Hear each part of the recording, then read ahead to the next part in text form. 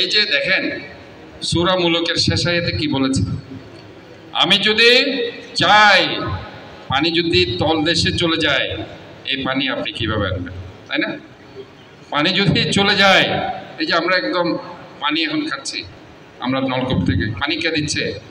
আল্লাহ দিচ্ছে। আল্লাহর উপর ভরসা রাখবেন, আল্লাহর কাছে দোয়া করবেন, তাহাজ্জুদ পড়ে দেখবেন পানি অটোমেটিক্যালি উঠে গেছে। কিন্তু গভীর নলকূপ বেশি খনন করতে হবে না, তাহাজ্জুদ পরে ওইটা লাগা দিবেন। আমরা আমাদের কাছে অ্যাপ্লিকেশন করবেন, এটা নলকূপ আপনাদের জন্য আমরা দিয়ে দিব ইনশাআল্লাহ।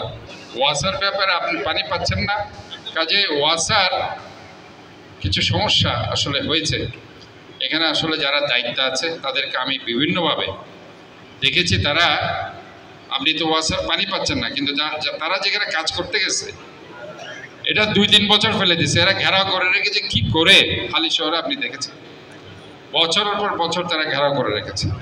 আমি তাদেরকে বলেছি তোমরা কাজ করলে সুষ্ঠুভাবে সুন্দরভাবে করো।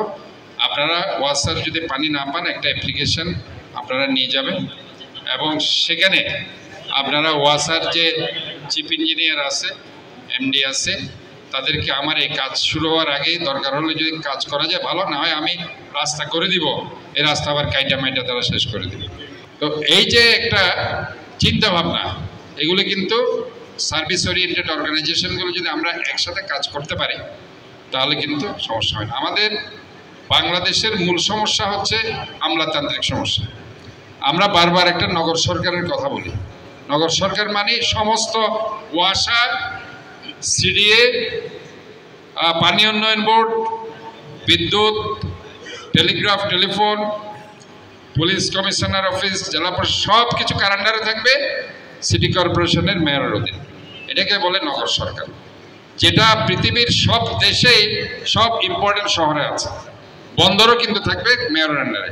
তাহলে হয়তো কি মেয়র যেটা ইনস্ট্রাকশন দিত সেভাবে কাজগুলো হয়ে যেত, যার কারণে আমাদের বাংলাদেশের অপরিকল্পিত উন্নয়ন হচ্ছে, আনপ্ল্যান্ড আরবানাইজেশন যেটাকে আমরা বলি, অপরিকল্পিত শহরায়ন, নগরায়ন, যার কারণে কি ইনফ্যাক্ট আমরা সমস্যা করছি। তো এটার জন্য আপনি ওয়াসার চিফ ইঞ্জিনিয়ারকে অথবা এমডিকে লিখবেন, আমি তাদেরকে ফোন করে দেব, বলে দিব।